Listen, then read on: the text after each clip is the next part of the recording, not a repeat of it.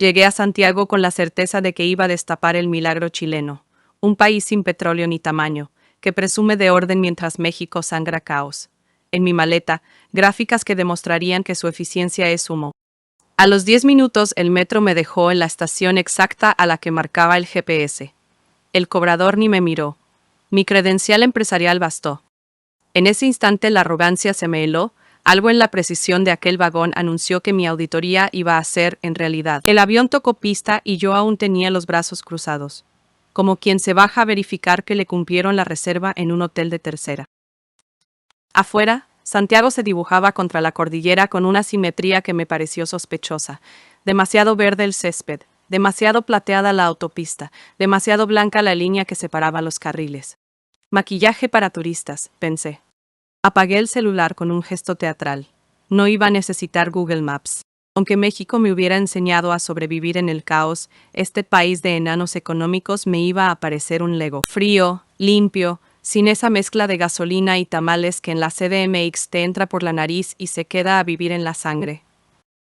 Respiré y me dolió la pureza, como cuando te cambian los lentes y ves que el mundo tiene bordes que antes eran borrones. Segundo bofetón, la fila para migraciones. No gritos, no empujones, no avance por allá, jefe.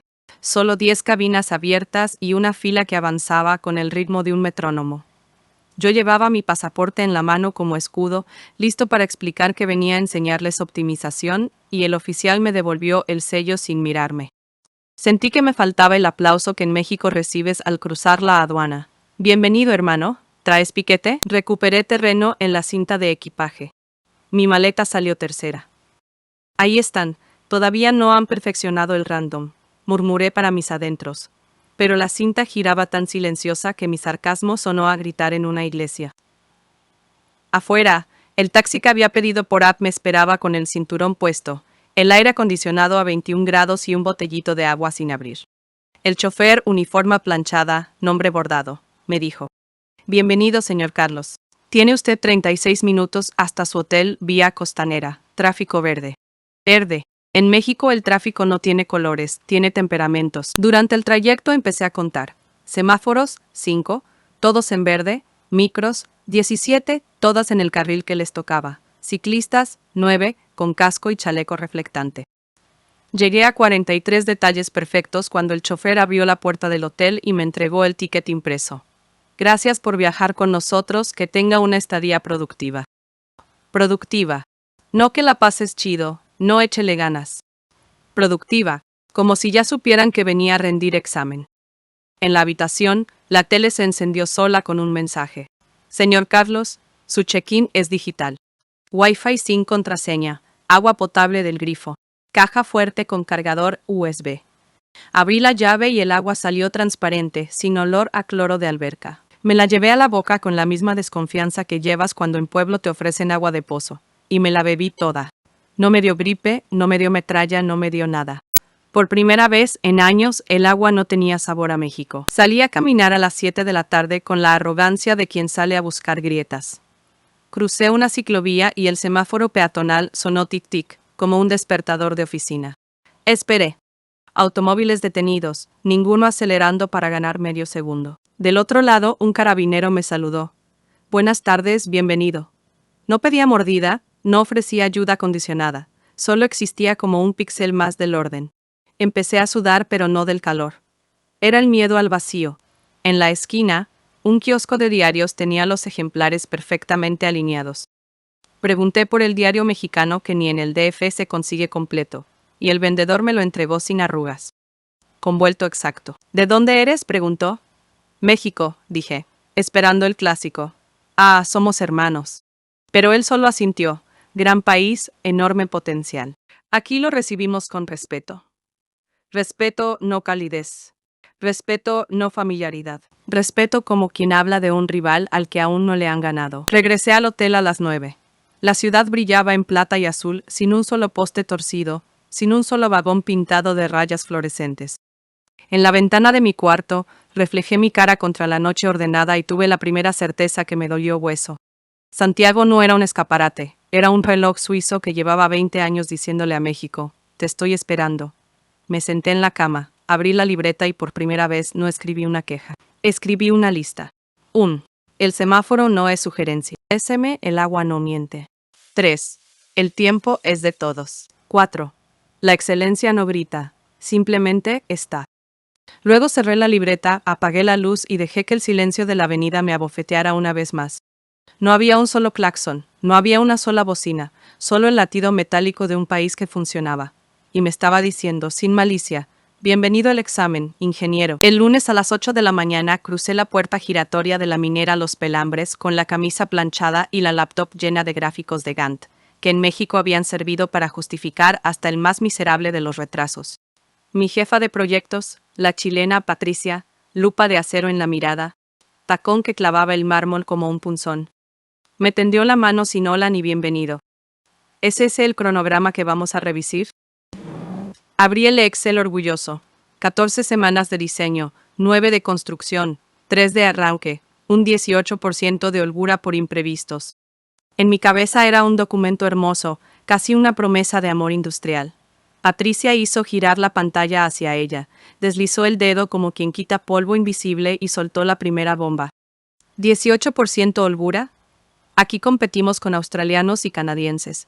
Se exige 5, máximo 7. Sentí que el aire acondicionado me taladraba los pulmones. Apreté la sonrisa. En México, esa holgura nos ha salvado de... bueno, de nosotros mismos. Exacto, dijo, y no era broma. La sala quedó en silencio de quirófano. 3 ingenieros chilenos al fondo alzaron la ceja. No burla, lástica. Me presentaron entonces el cronograma chileno. Un PDF de 42 páginas, donde cada tarea tenía dueño, hora, insumo y contingencia prefirmada. No existía la columna pendiente por definir. Cualquier gris era ya, automáticamente, un rojo que llegaba al director. Patricia golpeó la mesa.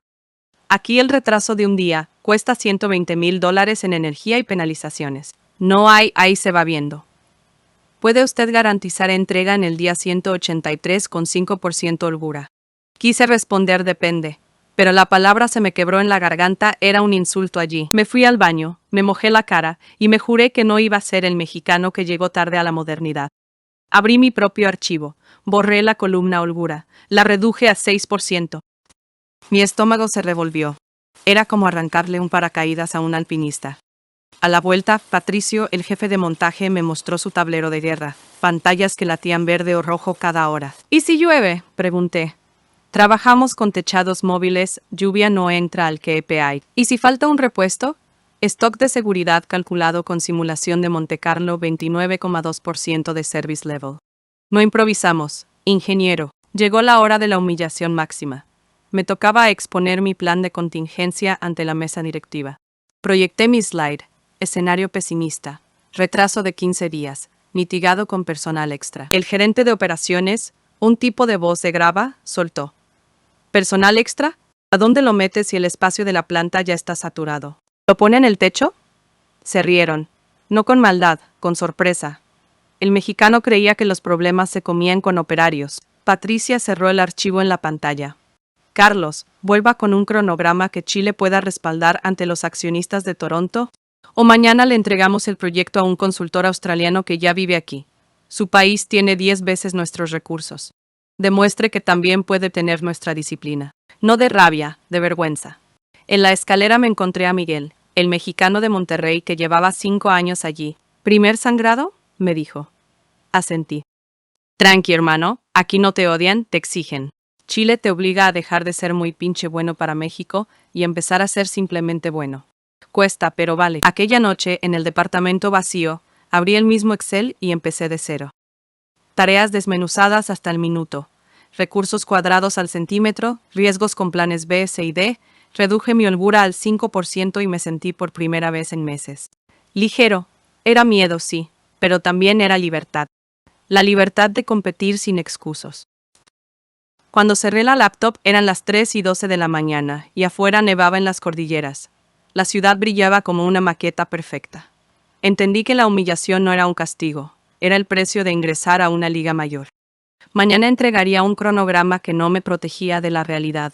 Me enfrentaba a ella con la frente en alto, sudando, pero despierto. El despertador del hotel sonó a las 6, pero ya estaba despierto. la espalda empapada y la boca con sabor a Revelations que aún no había pronunciado.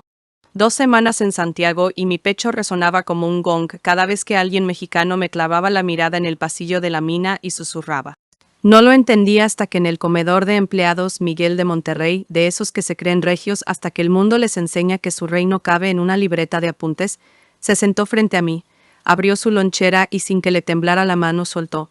Aquí no defiendo ya a México, hermano. Ahorro energía para ser mejor. La frase me cayó encima como una losa de cobre recién fundida. Miguel llevaba 5 años en Chile, su credencial aún decía ingeniero de procesos. Pero con foto nueva. La misma cara, pero ojos más fríos, como si se los hubieran cambiado por cristales de mina. Me invitó a su departamento en Providencia, piso sin muebles, solo un colchón, una impresora y un póster de la Sierra de Monterrey que ya no miraba. Porque los viernes llegó tarde y los sábados estudió procesos de plantas alemanas. Aquí el descanso es un lujo que se paga con rezago. Mientras hablaba, picaba cebolla con la misma precisión con que calcula toneladas de cobre. Cada trozo exacto, sin lágrimas, sin desperdicio. Me dio un vaso de agua, de la llave, transparente, sin cloro. Aquí llegar tarde es robarle tiempo a la cordillera. La noche siguiente, Patricia Tapatía, ex becaria del TEC, ahora jefa de riesgos en un banco, me llevó a cenar. Pedimos sushi en un barrio donde los delivery van en bicicleta eléctrica y reparten antes de que termine de pagar la tarjeta. Entre sake y wasabi me confesó. Mi primer año acá lloraba en el baño cada vez que escuchaba. Ustedes los mexicanos son creativos, pero... Después dejé de llorar y empecé a borrar el pero con resultados. Me mostró su celular. Alarmas cada hora para revisar procesos, notas con frases como ser bueno para Latinoamérica es ser mediocre con pasaporte. Patricia gana el triple que en Guadalajara pero gasta la mitad en ropa. Aquí el único lujo es la eficiencia, el resto es ruido. Cuando le dije que extrañaba los tacos, me respondió. Extraño la calle, pero no extraño justificar que el semáforo sea sugerencia. Fue ella quien me llevó a la reunión clandestina. Mexicanos Anónimos, un grupo que se reúne los miércoles en el sótano de un Starbucks de Vitacura. Entran con hoodies, salen con planes de mejora. Hay un ex banquero de Santander, México, una ex de Deloitte DF, una chef de Oaxaca que ahora diseña cadenas de frío para exportar berries. Se presentan con nombres en clave. Hola, soy excusa diaria. Su ritual. Decir en voz alta la última vez que usaron la frase es que en México. Cuando llegó mi turno, tartamudeé. Es que en México el trámite tarda lo que tarda. Silencio. El moderador, un queretano que fabrica insumos médicos, golpeó la mesa. Aquí no justificamos, medimos y mejoramos. Sentí que me quitaran la bandera de la piel. Al día siguiente, en la planta la ingeniera jefe me pidió ajustar un cronograma. Respondí con mi viejo autismo patriótico. En México hacemos lo mismo en 4 semanas. Ella sin odio anotó. Entonces ajustaremos a 3, para que tu país también tenga la referencia. No era burla, era invitación a dejar de ser rehén de mi propia excusa. En la tarde, fumando un cigarro junto a los tambores de ácido sulfúrico, apareció Rosa, médica de Puebla con 10 años en el sistema chileno. Me mostró una app que creó, monitor de tiempos de espera en hospitales públicos. En México normalizábamos morir en fila. Aquí normalizamos no morir por fila. Me preguntó si quería colaborar. Le dije que no sabía código. Me contestó. Aquí no se pide permiso para aprender. Se aprende y se entrega. La semana siguiente la empresa nos mandó a visitar una planta en Antofagasta. En el bus de trabajadores, el chofer chileno, claro, puso música mexicana de los 80. Los mexicanos nos sonreímos, nos miramos culpables como si el mariachi nos delatara. Entonces Miguel se paró, cambió la canción y puso a Violeta Parra. Dijo, aquí escuchamos a quien supo cantarle al dolor sin usarlo de excusa. Nadie rió. Todos asintimos. Fue el momento en que dejé de sentirme expatriado y empecé a sentirme alumno. La noche antes de mi regreso, Patricia me llevó a su balcón. La ciudad brillaba ordenada como un Excel que respira. Me entregó una libreta. Para que anotes cada vez que quieras usar es que en México, cada rayita es una oportunidad de ser mejor. Besó mi frente como quien despide a un soldado y dijo, no regreses a defender a México, regresa a construirlo sin excusas. Guardé la libreta en la maleta, entre 2 mundos que ya no querían guerra sino fusión. En el aeropuerto, mientras la cinta transportadora tragaba mi equipaje sin tropezar, crucé miradas con un grupo de compatriotas que llegaba de tour. Llevaban sombreros de charro comprados en el duty free y gritaban, ¡ya llegamos, chilenos, prepárense! Sentí vergüenza ajena, pero también compasión. Eran yo de hace 3 meses. Me acerqué, les mostré mi credencial y les susurré: no griten, trabajen.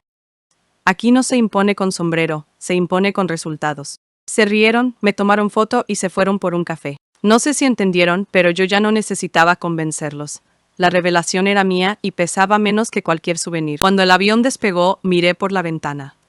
La cordillera impecable, la ciudad sin un solo píxel fuera de lugar. Abrí la libreta de Patricia y en la primera página escribí: de hoy en más mi patriotismo es silencioso y se mide en horas cumplidas.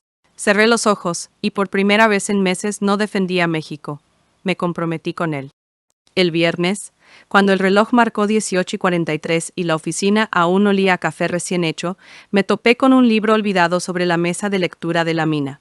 Chile 1982. El año que nos hizo o nos deshizo. La portada mostraba una fila de personas envueltas en abrigos raídos frente a un banco cerrado. Lo abrí por la página que alguien había doblado. Una foto aérea de Santiago con letreros que anunciaban "se vende todo y cierro por quiebra". Sentí un golpe en el estómago. Esas imágenes parecían sacadas de una película de posguerra, no de la capital de un país que ahora me exigía planificar hasta el minuto. Me lo llevé a mi departamento. A las 2 de la mañana, con la ventana abierta para que entrara el frío que mantiene despierto al culpable, leí que entre 1982 y 1983 el PIB chileno se desplomó un 14%, el desempleo tocó el 30% y el peso perdió más del 200% de su valor. Imaginé a mi jefa Patricia, con 20 años menos, haciendo cola para comprar leche con un billete que al salir de la tienda ya no alcanzaba para el pan. Imaginé a Eduardo, el ejecutivo que me dijo que éramos buenos para Latinoamérica, viendo cómo su familia contaba centavos para pagar la luz. Y por primera vez entendí que la disciplina que me humillaba no era genética, era cicatriz. El sábado fui al Museo de la Memoria. En la sala dedicada a la crisis económica hay una vitrina con una tarjeta de crédito cortada por la mitad y una libreta de ahorros con el saldo tachado en rojo. Junto a ellas, un monitor reproduce noticias de 1982. Bancos cerrando a las 3 de la tarde, empresarios quebrando en directo, una madre diciendo a la cámara: les prometí a mis hijos que íbamos a salir adelante, pero hoy no sé cómo. Me quedé parado frente a esa pantalla durante 20 minutos y un guardia me preguntó si estaba bien.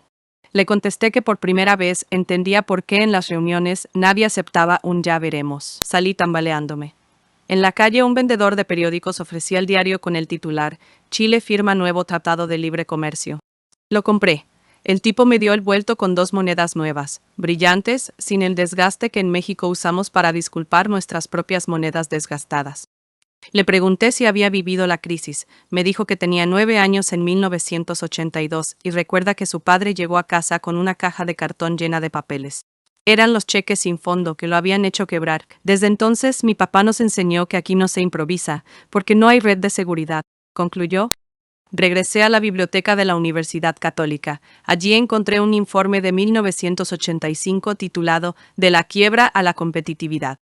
En sus páginas se describe cómo el gobierno de entonces decidió abrir la economía, privatizar empresas ineficientes y someter a los industriales a la competencia internacional. No fue un plan mágico, fue una terapia de choque que dejó a medio país sin empleo y al otro medio sin sueños. Pero también creó el andamiaje para la cultura que me exigía a mí ahora. Si no eres excelente, desapareces. Por la tarde fui a una vinícola en Maipo. El gerente, un chileno de 60 años, me mostró la sala de barricas y me contó que en 1983 vendieron solo 2 contenedores a Europa. Entonces nos dijimos: si vamos a competir, será con los franceses, no con los vecinos, dijo mientras golpeaba una barrica con el puño. Hoy exportan 2 millones de botellas al año. Le pregunté cuál era el secreto. Respondió: el miedo a volver a ser un meme de crisis. En el bus de regreso abrí mi libreta y escribí: México nunca tuvo su 1982 chilenos. Tuvimos crisis, sí, pero siempre supimos que el petróleo, el tamaño o la migración nos darían otra oportunidad. Chile no tuvo eso, su único recurso fue la disciplina. Por eso me exigen 5% de holgura, porque recuerdan que 20 puntos de holgura los dejaron sin país. Esa noche soñé que mi ciudad, Monterrey, se vaciaba en una semana. Desperté sudando y comprendí que la historia que duele no es la de ellos, es la que nosotros no hemos querido vivir. Chile se hizo grande porque se hizo pequeño. Se redujo a la única ventaja que no se hereda, la obsesión por no fallar. Y yo, mexicano de 10 veces sus recursos, seguía midiéndome con el espejo cómodo de la región. Cerré la libreta, guardé el lápiz y por primera vez no juré que les ganaría con imaginación. Juré que les ganaría con el mismo miedo que los hizo suizos. El dolor me despertó en la madrugada. No era la espalda del colchón de hotel, era la certeza de que volver a México ya no sería volver al mismo país. A las 4:43 de la mañana apagué el despertador antes de que sonara. Abrí la ventana y Santiago olía a frío y a eucalipto, como si la ciudad me estuviera diciendo: para la cuenta, el cambio cuesta lo que cuesta. Me dolía hasta el aire. En la cocina del departamento que compartía con Miguel, él ya hervía agua para el café con la precisión de un reloj japonés. No había charla. Los miércoles en Chile empiezan con silencio productivo. Cuando sirvió mi taza, me pasó una libreta cuadriculada sin forro. Anota todo lo que hoy te duela hacer. Eso es el precio. Abrí la página en blanco y se me hizo un nudo. ¿Cuánto cobrarle a mi país por dejarlo de defender? A las 6:15 bajamos al metro. No había música, no vendedores de dulces, no niños cantando se compran colores. Solo el zumbido exacto de los vagones que llegan cada 2 minutos 30 segundos. Miguel me miró. ¿Extrañas el caos? Asentí. Bien, el caos es cobijo, pero aquí el cobijo es la meta. Me entró rabia, porque su frase sonaba a verdad y traición al mismo tiempo. En la mina me esperaba el nuevo reto: convertir mi auditoría de procesos en un plan de chilenización para la filial mexicana de la empresa. Traducción: llevarse a casa la noticia de que ya no alcanza con ser los mejores de la TAM, hay que ser mejores que los mejores. Patricia me recibió con una carpeta gruesa. Aquí viene el costo. Dentro, 38 páginas de acciones que México debería copiar y que duelen leer. Y op.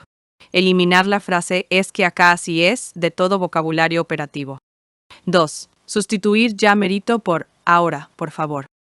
Penalizar la puntualidad con descuento de bono, no con sermón.